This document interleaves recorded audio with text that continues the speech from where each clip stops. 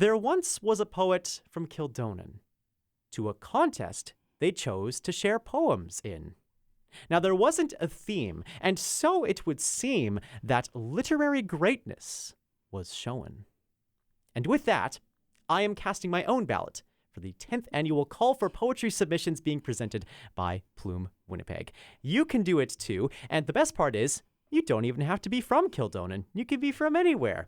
Plume Winnipeg organizes this event every year in celebration of National Poetry Month, aka April. And you can enter to be published, have your works read at McNally Robinson Booksellers, and even be paid a little bit for your writings. Ariel Gordon is with Plume Winnipeg and joins us live in the Classic 107 studios to tell us more. Good morning, Ariel. Welcome. I mean, you're supposed to say welcome. I'm supposed to say I'm glad I'm here. So I'm glad I'm here. I'm glad you're here too. It's still early. Who needs words? It's not like people are writing poems at 7:30 whatever in the morning, right? Or trying to rhyme Kildonan. Or exactly. Yeah. This is so. First of all, would that be an acceptable submission for the competition? I'm sorry to say, Nolan. Rejected. No. Okay, I'll try harder next time. How are submissions looking so far as poetry submissions are coming in? Well, poets are notoriously submitters at the last minute. Uh-huh. So I expect all the poems to clang into my inbox on the night of March 30th, which is the deadline. Yes. But we've gotten actually about 30 so far, which is not bad. Okay. The most submissions we've ever gotten, I think, was 75. All right. Which is a lot. That's 5 poems per person. So you can imagine the reading that would be, the very close reading you would do as an editor. Absolutely. So as you are one of the people who are reading these poems and evaluating them as they come in, what sorts of things are you looking for in terms of structure, content? I mean, honestly, we have rules. So usually it's like 25 lines or less. Because we're trying to fit, 12 poems onto 3 pages of the Winnipeg Free Press, right? With portraits and trying to make the design good. So the shorter, the better. But really, any poem that works as a poem, that works, I'm happy with. Like, people are like, oh, my poem is 26 lines. Oh, my poem does this. I'm like, I don't care. Like, I have guidelines because I want it to be short. But I am not a counter of lines. And I will be seduced by a good poem, right? Like I have rules and I have internal rules. Like, people can't appear the same. People can't appear year over year. I see. Right? Like, so I keep track of who's submitted before and who, how many times they've appeared or, but mostly I'm seduced by good poems. But I have to say, I really prioritize emerging writers, right? Like, I'd much rather see a poem by someone I've never read before than someone I already know all of their work already, right? Like, I want to support people like me who've been writing poems for a long time and have multiple books, but I am so excited by new poets. Oh, but it's so wonderful to then have Plume Winnipeg support that sort of next up-and-coming crop of poets here in our city. So this project, we mentioned in our intro, 10 years in the making. How has it maybe evolved since it first began? Yeah, I started sort of out in the wilderness on my own. And I had been freelancing for the Free Press for years already. And I had one of my midnight ideas, which you probably don't have as an early morning radio person. No, but indeed. I had one of my midnight ideas where I just wrote my editor and said, hey, would you like to do a National Poetry Month project where we have poems in the paper? He's like, poems in the paper, you say? And I was like, yeah. And he was like, sure.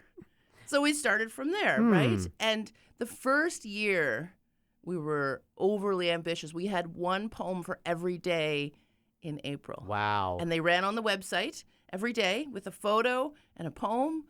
And then we published them at the end of the month. And now we just do 12 poems, like 3 pages usually. Yes. And then we do a standing room only launch, either the same day or the next day.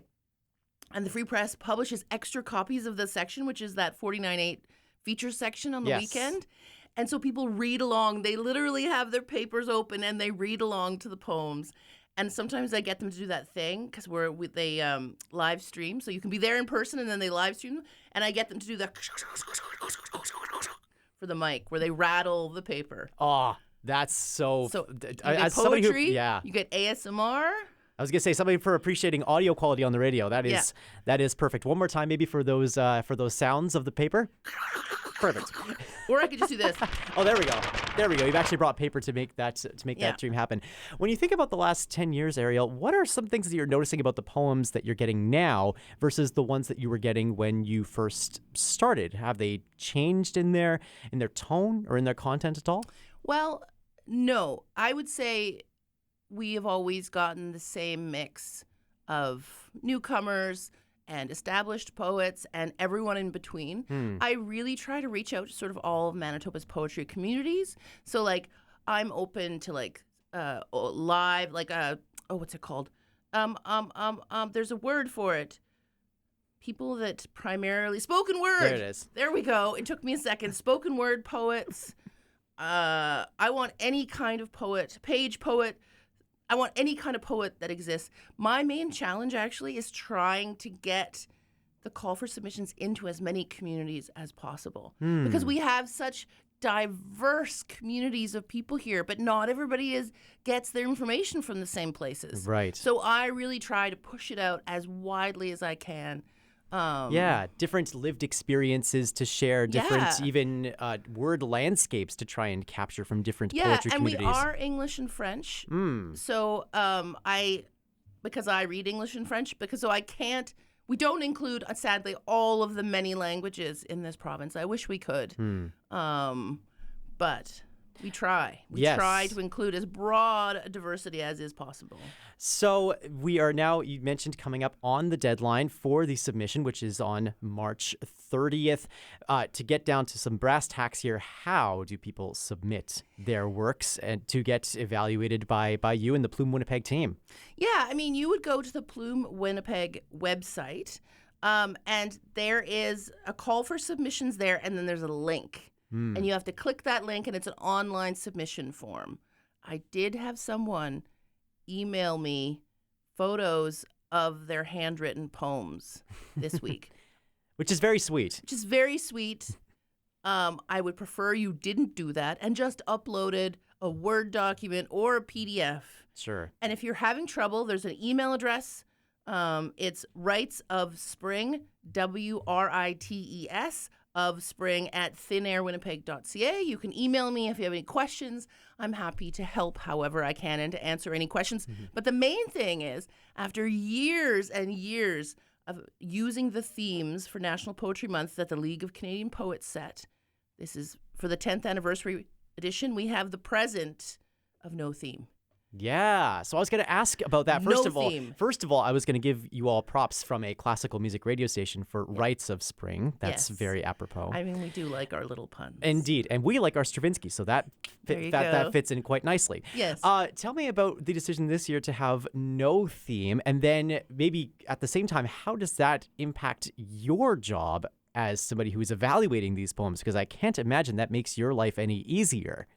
Actually, it does. Really? Because then I don't have to read the poems and go, oh, I love this poem, but it doesn't fit the theme at all. Right? I can just read the poems and love the poems. I see. And so it's easier. But I mean, it's so funny because usually in some years people are like, oh, Ariel, I was going to submit, but I do not like the theme this year. And I'm like, I am literally open to the widest possible interpretation of that theme. And this year I actually had someone complain to me about how there was no theme. Oh. So there's no winning. There's no winning. They were like, well, does it have to be about Winnipeg and spring? And I'm like, no. Literally any theme. Any theme. Any theme. Just take it. Just take it and run with it. Send me a short poem. That's all I want. Incredible stuff. When you are not evaluating poetry, Ariel, I understand you're also working as a copy editor when you're not, managing all of these poems. What's it like to go between those two different worlds for you of evaluating poetry and more straight ahead sort News of stories, journalism? art stories, Exactly. Yeah. Well, I've only been a copy editor for 2 years. Before that, I was a publicist for University of Manitoba Press, who just won Canada Reads. Yes, they did. For Mani Chakabi's book, which is a great book. You should check it out, A Two-Spirit Journey.